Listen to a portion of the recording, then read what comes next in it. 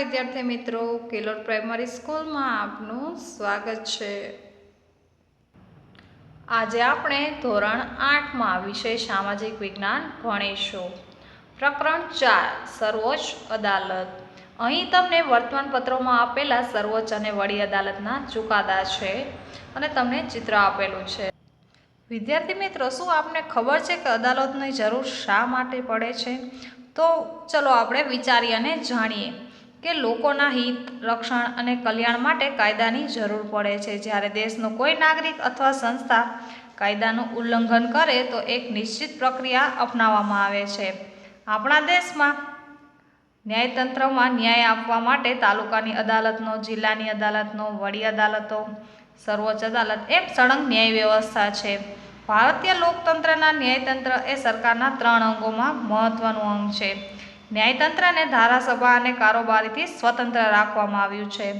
સ્વતંત્ર ન્યાયતંત્રનો શું મતલબ હોય છે? શું તમારી આજુબાજુની અદાલત અને નવી દિલ્હીમાં સ્થિત સર્વોચ્ચ અદાલત વચ્ચે કોઈ સંબંધ છે? તો આ પ્રકરણમાં તમને આ સવાલોના જવાબ મળશે। તો ચાલો વિદ્યાર્થી મિત્રો આપણે જાણીએ। અહીં તમને સર્વોચ્ચ અદાલતનું ચિત્ર આપેલું છે। આપણે જોઈએ કે સર્વોચ્ચ અદાલતની કામગીરી શું હોય છે। તો કે આપણા દેશની સર્વોચ્ચ અદાલત દિલ્હીમાં છે। દેશની બધી જ અદાલતોમાં સર્વોચ્ચ અદાલતનું સ્થાન સૌથી ઊંચું છે। ભારતમાં 28 જાન્યુઆરી 1950ના રોજ સર્વોચ્ચ અદાલતનો આરંભ થયો હતો અને મૂળભૂત હકોના પાલન કરવા માટેનો અધિકાર સર્વોચ્ચ અદાલત પાસે છે। કોઈ પણ વ્યક્તિ કે સંસ્થા સર્વોચ્ચ અદાલતમાં ન્યાય મેળવવા માટે અરજી કરી શકે છે। હવે છે વિવાદોનો ઉકેલ આપવો। તો આપણે જોઈએ કે સર્વોચ્ચ અદાલત નાગરિક અને સરકાર, રાજ્યો વચ્ચેના તથા કેન્દ્ર અને રાજ્ય વચ્ચેના વિવાદોને ઉકેલવાનું કાર્ય કરે છે। આને સમજવા માટે આપણે ગુજરાત રાજ્યના નર્મદા બચાવો આંદોલનનો કેસ સમજીએ। અહીં તમને નર્મદા ડેમનો ફોટો આપેલો છે। તો આપણે તેના કેસ વિશે જાણીએ કે નર્મદા નદી પર નવાગામ ખાતેના જળાશયોના બંધની ઊંચાઈ 110 મીટરથી વધે નહીં તે માટે મધ્યપ્રદેશ તથા પર્યાવરણનું જતન કરતી સ્વૈચ્છિક સંસ્થાઓ તેની સામે વિરોધ દર્શાવ્યો। તેઓના મતે આ બંધના બાંધકામથી ત્યાં રહેતા આદિવાસીઓને હટવું પડશે, તેથી તેમના મૂળભૂત અધિકારોનો ભંગ થશે। રાજ્યો વચ્ચેની આ તકરારોનો નિવેડો લાવવા 8મી માર્ચ 2006ના રોજ સર્વોચ્ચ અદાલતે ચુકાદો આપતા જણાવ્યું કે વધતી જતી વસ્તીને ધ્યાનમાં લેતા આ યોજના ઘણી અગત્યની છે, પરંતુ સરદાર સરોવર યોજનાને કારણે સજીવ સૃષ્ટિ અને પર્યાવરણમાં સુધારાત્મક ફેરફાર થવાની શક્યતા છે। આ યોજનાથી ગુજરાત, મધ્યપ્રદેશ અને રાજસ્થાનના ઘણા ભાગોમાં પાણી પહોંચાડી શકાય છે અને તે વિસ્તારોમાં રણને આગળ વધતું અટકાવી શકાશે। આ યોજનાથી વિપરીત અસર પામતા લોકોને ક્રમશઃ પુનર્વસન કરવામાં આવશે, એટલે કે તેઓનું બીજી જગ્યાએ વસવાટ કરવામાં આવશે અને આ રીતે તેમના મૂળભૂત અધિકારોનો ભંગ થશે નહીં। અહીં તમને એક પ્રવૃત્તિ આપેલી છે કે વિવિધ ચુકાદાઓના કિસ્સા અને તેના ઉદાહરણો તમારે લખવાના રહેશે। ન્યાયતંત્ર કેમ, એટલે કે આપણે શા માટે હોય છે ન્યાયતંત્ર? તો આપણે ચાલો જાણીએ કે ધારો કે એક તાકાતવર વ્યક્તિએ તમારા પરિવારની જમીન ઉપર કબજો કરી લીધો હતો અને તમે એક એવી વ્યવસ્થામાં રહો છો જ્યાં વ્યક્તિઓ કોઈ ન્યાયાધીશને તેના પદ પરથી હટાવી શકે છે અથવા તેની બદલી કરાવી શકે છે। જ્યારે તમે આ મામલાને અદાલતમાં લઈ જાઓ ત્યારે ન્યાયાધીશ પણ તેની હિમાયત કરતા જોવા મળે છે અને તાકાતવર વ્યક્તિનું ન્યાયાધીશ પર જો નિયંત્રણ રહે તો ન્યાયાધીશ સ્વતંત્ર રૂપથી કોઈ નિર્ણય લઈ શકતો નથી અને લઈ શકે નહીં। સ્વતંત્રતાનો આ અભાવ ન્યાયાધીશને એ વાત માટે મજબૂર કરી દે છે કે તેને હંમેશા તાકાતવર વ્યક્તિની તરફેણમાં જ ફેસલો આપવો પડે, પરંતુ ભારતીય બંધારણ આ પ્રકારની દખલગીરી પસંદ કરતું નથી। આથી આપણા બંધારણમાં ન્યાયતંત્રને કારોબારી ધારાસભાથી સ્વતંત્ર રાખવામાં આવ્યું છે। આથી એકવાર વડી અદાલત અને સર્વોચ્ચ અદાલતના ન્યાયાધીશની નિયુક્તિ થઈ ગયા પછી કોઈ ન્યાયાધીશને તેના પદ પરથી હટાવવા ઘણા જ મુશ્કેલો હોય છે। જો કોઈ વ્યક્તિને એમ લાગે કે તેના મૂળભૂત અધિકારોનું ઉલ્લંઘન થઈ રહ્યું છે તો તે અદાલતમાં જઈ શકે છે।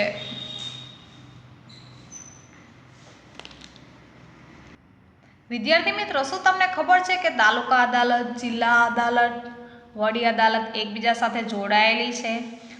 તો કે હા, ચાલો આપણે એના વિશેનું એક ઉદાહરણ જોઈએ કે જી હા, આ વ્યવસ્થાને સમજવા માટે અપીલની વ્યવસ્થાને સમજીએ. જો કોઈ વ્યક્તિને એવું લાગે કે નીચલી અદાલત દ્વારા આપવામાં આવેલો ચુકાદો યોગ્ય નથી તો તેના ઉપરની અદાલતમાં અપીલ કરી શકે છે. અપીલની વ્યવસ્થાને સમજવા માટે આવો આપણે એક કેસ જોઈએ. આ કેસમાં હકીકત એ હતી કે રતલામ મ્યુનિસિપાલિટીએ બનાવેલ નવા રોડની દક્ષિણ બાજુએ કેટલાક મકાનો આવેલા છે અને આ મકાનોની પાછળ કોલેજની હદ સાથે મ્યુનિસિપાલિટીનો જૂનો રોડ અને નવા રોડ સરકારી કોલેજને જોડતો હતો. આ બંને વચ્ચેથી ગંદા પાણીનું નાળું એટલે કે વોકળું પસાર થતું હતું. તેમાં રંગ રસાયણ કારખાનાના ગંદા પદાર્થો કે જેમાંથી રંગ રસાયણોની ગંદી વાસ આવતી હોય અને તેને નાળામાં છોડવામાં આવતા હતા. આ ગંદકીથી મોટી સંખ્યામાં મચ્છરો ઉત્પન્ન થતા હતા અને આ સાથે આ નાળામાં કિનારા પર આજુબાજુમાં રહેનારા લોકો ત્યાં જાજરૂ પેશાબ કરતા હતા. રાજ્યનું આરોગ્ય ખાતું પણ ખૂબ મોટી સંખ્યામાં ઉત્પન્ન થતા મચ્છરોને અંકુશમાં રાખવામાં નિષ્ફળ ગયું. આથી સ્થાનિક રહીશોએ આ ગંદકીને ખસેડવાની ઘણી અરજીઓ કરી હતી, પરંતુ તે વિભાગના અધિકારીઓ ગંદકી ખસેડવાની બાબતે સંપૂર્ણ નિષ્ફળ રહ્યા. પરિણામે ત્યાંના સ્થાનિક રહીશો તાલુકાની અદાલત એટલે કે સબ ડિવિઝન મેજિસ્ટ્રેટ કોર્ટમાં ગયા હતા. મેજિસ્ટ્રેટે અરજદારોની તરફેણમાં ચુકાદામાં જણાવ્યું કે મ્યુનિસિપાલિટી અને ટાઉન ઇમ્પ્રુવમેન્ટ ટ્રસ્ટ એ બંને ઉપદ્રવ રોકવા નિષ્ફળ ગયા. તેથી આ બંને સંસ્થાઓ તાત્કાલિક ઉપદ્રવ દૂર કરવાનો હુકમ કરવામાં આવે છે અને 15 દિવસમાં પાકી ગટર લાઇન નાખવાની કામગીરી પૂર્ણ કરવી.